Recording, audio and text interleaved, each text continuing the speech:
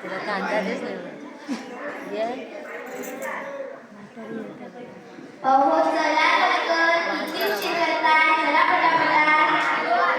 चला पटापटा अरे अरे खाली वाट कोण आले आज भेटायला अगं भेट आजी आजोबांना अगं बाई किती गोड तुझ्यासाठी गंमत आणली आहे फक्त तुझ्यासाठीच आणली आहे बघू फक्त तुझ्यासाठीच आणली आहे बघू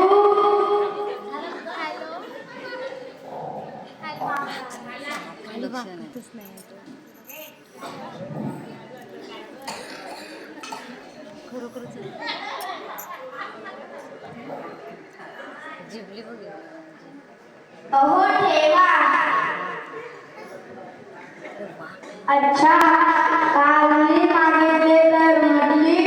की लाडू संपले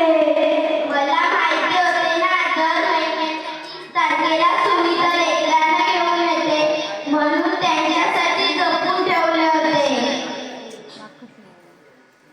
धर बाळा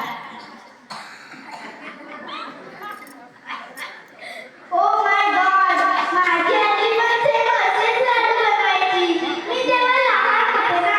आजी आठवत नाही पण तिच्या आजी चव आठवते प्रेमाची चव साऱ्या जगात एकसारखीच असते ग पोरी मॉम म्हणते माझी आजी आजोबा देवाघरी गेले काय असतं ते सांगतो तुला अगं ते देवाच्या घरून तुझ्यावर लक्ष ठेवत असतील हा तुम्ही आठवत आहात तुम्हाला नाही येत नाटकांची आठवण येते ना खूप येते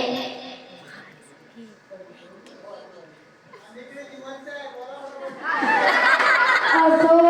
हा असो सुनीता दर महिन्याच्या 30 तारखेला पाहुणे भेटायला घेऊन येते आणि तू आमच्यासाठी असे गोड गोड पाहुणे भेटायला घेऊन येते म्हणूनच जगतोय बघ आम्ही नाहीतर तेव्हा अहो गप्प बसा आधी मीच जाणार आहे आपलं काय ठरलं की आधी मीच जाणार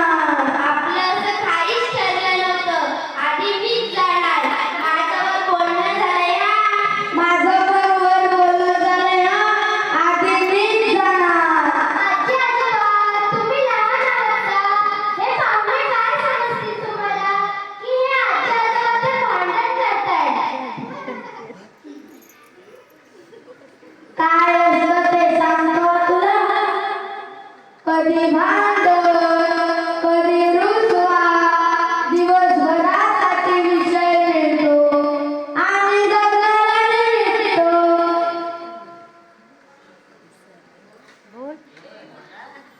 तुम्ही या घरात का आहात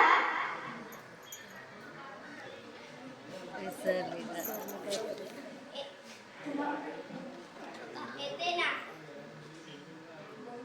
येते ना खूप येते पण आता दोघेच एकमेकांचं घर झालंय बघ खरं आहे तुटलेल्या लाकडावर लाकूड येऊन बसावं तसं होतं बघ तुम्ही आल्यावर माई काका तुम्हीच म्हणता ना जुनं आठवायचं नाही आणि मागचं साठवायचं नाही तुला कसं माहिती वाक्य माझा डॅडा बोलतो कुठं राहतेस तू पोरी